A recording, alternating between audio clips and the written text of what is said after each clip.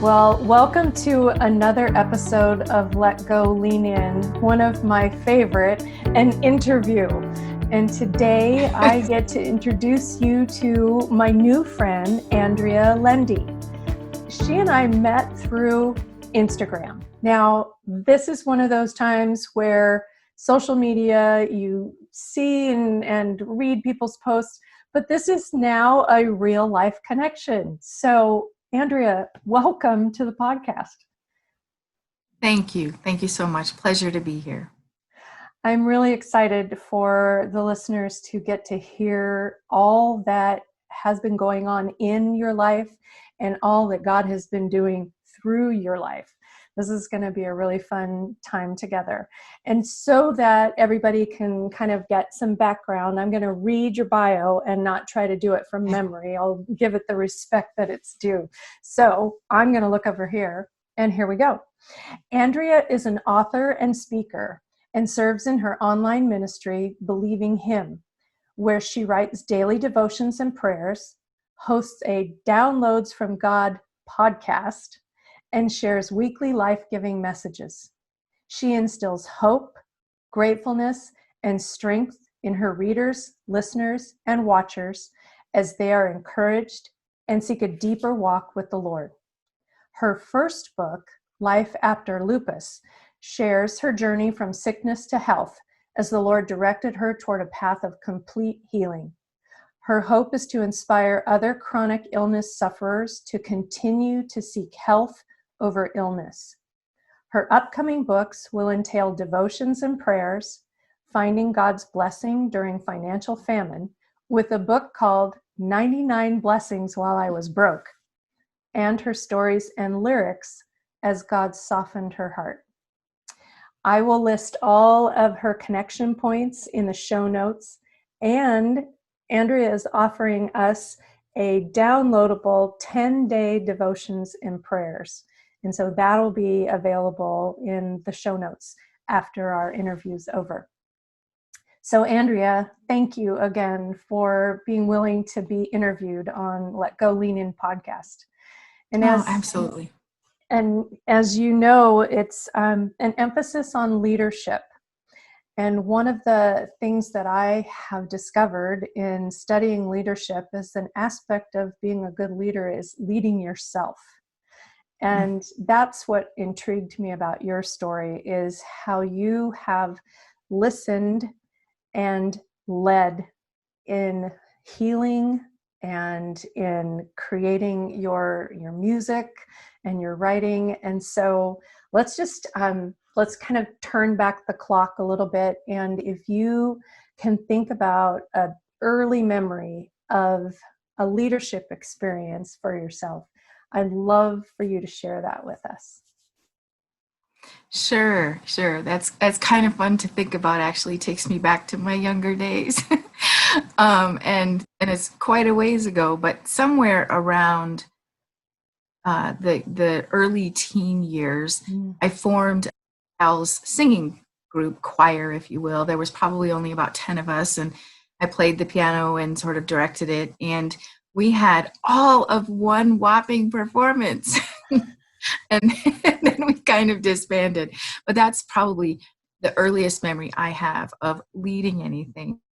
And it was a lovely time. It truly was. Sweet gals. Nice. And as you did that, as you gathered people, what do you remember most about taking that step? Great question. What I did was I really just emulated what was happening. At the time, I was going to a couple of different churches and was seeing some people sing and perform in front of the church. And I thought, wow, there's this, we had a little tribe back then. I don't know, somewhere, like I said, around 8 or 10 of us who liked to hang out together, liked to sing. And so forming that and having that vision of we could be in front of a church and perform, and we did. And so that was truly lovely. But it was emulating what I already saw was happening and trying to make that happen for some of us as well. Yeah. I loved a word that you used because it's clearly the difference between a manager and a leader. You said having that vision. That's Mm. one of the distinctives of being a leader, is being able to picture something that isn't yet there. It isn't in Oh, yeah. reality yet, and moving people toward that. So that's really awesome. And that must have been fun as a young teen to get your friends together and practice some songs. And even though It it was only was. one performance, was it still memorable for you? Oh, yeah, it is. I think we were all so scared to get, because it was a big church that we performed for. But Wow. those were great days of the days of Amy Grant and her Yeah. music. Had fun singing. It was fun. Yeah, I love that music too. So Right. speaking of music, you didn't stop Mm. with that one performance personally. Tell us a little bit more about moving toward present day. How has both leadership and music in particular stayed a part of what you're doing with your life? Yeah, that's another great question. So I took a lot of piano lessons and when I was a kid, and I really just didn't quit, probably 7 years or so. But as life happens, you get busy and set things aside, but it was always there as something my husband and I often had a piano in the house. And so I would sit down and play, but I didn't really have a lot of music. So I'd be making stuff up, honestly. And most of it wasn't any good. And about, I don't know, 12 or 13 years ago, I remember just sitting at the piano after church and I just bowed my head and I said, Lord, would you ever bless praise and worship music? And it was it was that quick. It was like the Holy Spirit came down, and within 3 days I'd written this. And I didn't write it. It's like my fingers went to the places on the piano that they were supposed to go, and the notes, I could hear the melody, and the chords just came together, and it was like this cantata, almost a truly Wow. a huge choir should sing. And I remember my husband was said something like, "Oh, we need to be careful with this and copyright it and that kind of thing." But as time went on, I continued to just hear this music, and I would run to the piano and find the notes, um, and it would turn into a beautiful song. And it was truly the Lord sending that music my way, and the lyrics would come. And sometimes the lyrics would come before the notes, but most of the time the notes came, and then the rest of the song came. And within a short amount of time, I was probably writing 4 songs a week, and with every song he was changing me. He was sending his love down a little bit more, and there's a story behind each one of the songs that I was writing. I remember one morning before church, we I had gotten up early. The church that I was at, it was a portable church, so we had to set it up every Sunday. Oh, right. I would go in early, and I was one of the leaders there in the church that for the kids ministry. We had a huge kids ministry, still do. And so we'd go and set up all the rooms and that kind of thing. So I was leaving the house probably about 6:15 in the morning, fumbling with everything. I was carrying this big, heavy stack of stuff, and I couldn't get the key to open the car door.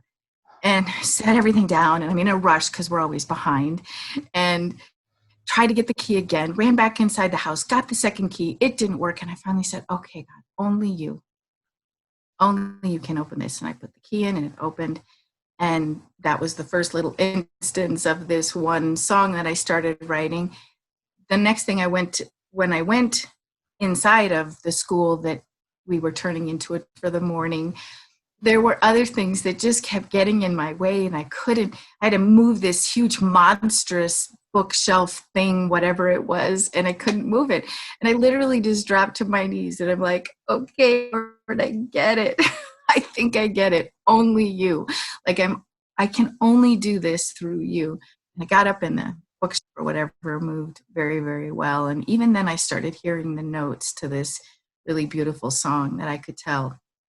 And that was the name of the song, Only You. I went home that afternoon and wrote the song. And so every song came with a message And that's one of the things that I wanted to publish in terms of, in terms of the book. But it's beautiful music, and I can say that because I didn't really make it. I was just the caveat to it.